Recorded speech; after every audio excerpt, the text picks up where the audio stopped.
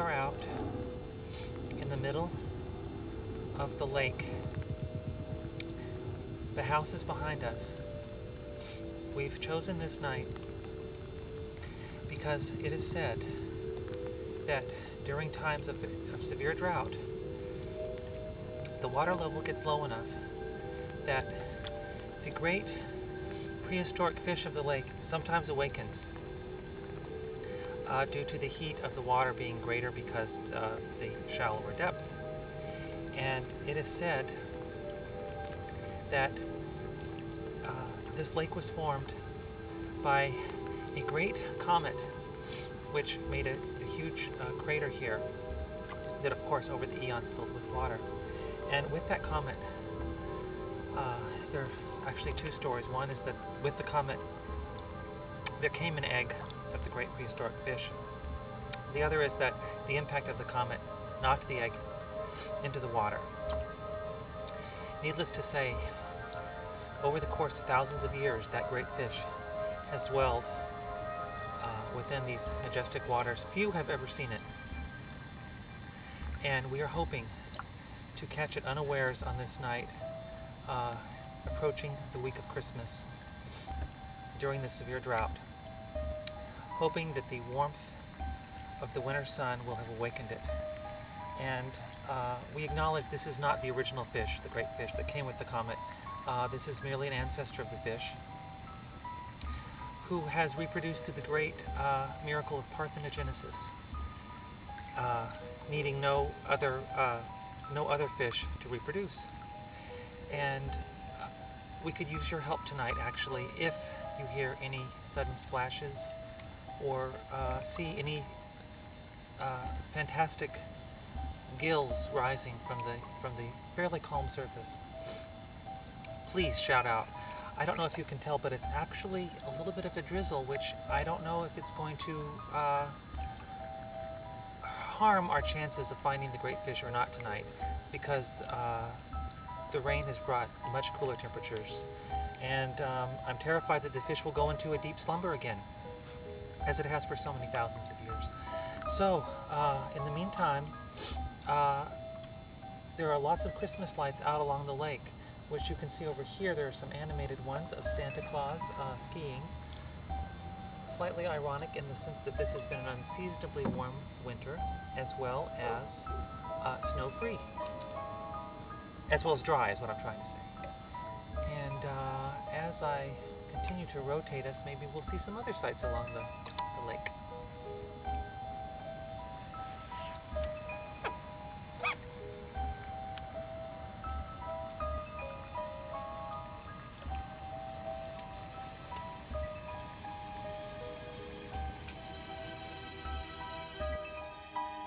According to our geo-tracking software, we are now at the exact epicenter of the lake, and I've heard some very promising anomalous splashing sounds.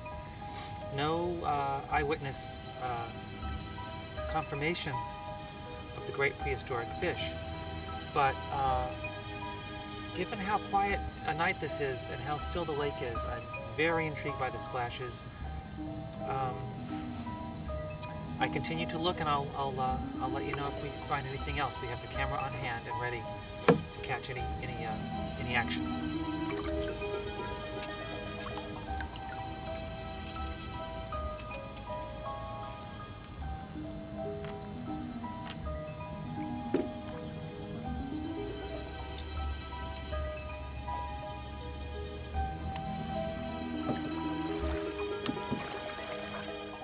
Mike is now rowing us to a different part of the coastline to investigate some very, very intriguing splashing sounds.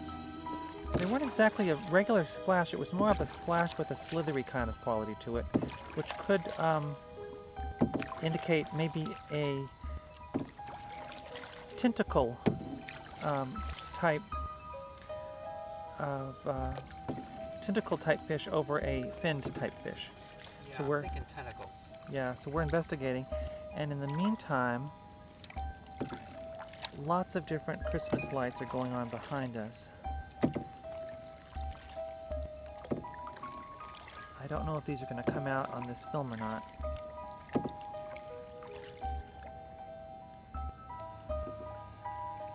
Oh no, we're not focused. Just hold on it.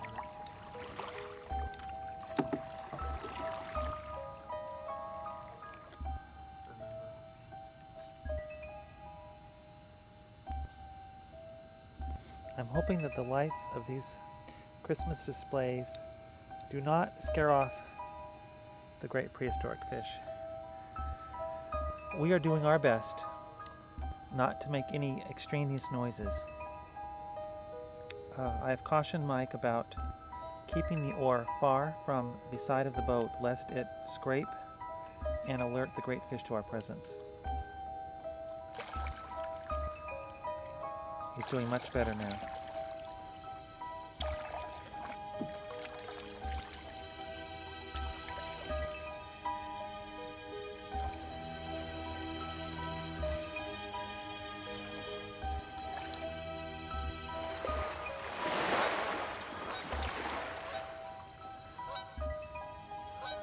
I don't know if you can hear that, but that goose is responding to something that we just saw that we are sure had to be the great fish. A majestic,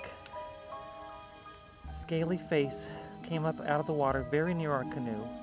Not a beast at all, not a serpent, as many of the locals here are all too eager to describe the fish as. Not a monster, merely a proud, and rightfully proud I would say, resident of this lake. And it was just an absolutely beautiful thing. We feel enriched and touched to have even seen its face, because frankly, no one that we know that we've spoken to who lives along this water's edge has ever seen the great fish. And it looked at us in a very meaningful way and left us feeling very, very touched. This excursion was absolutely worth the trouble. We chose the perfect night, and all I can say is a brilliant, blazing success. I'm glad you were able to join us on this this unique experience, and I'm sorry that that due to the very low lighting conditions, we were not able to catch that fleeting glimpse of the great fish's face. But I would have to say, I'm not an expert on the emotions of creatures of the deep, but I would say that that fish was smiling tonight. So, time to head back to our shore.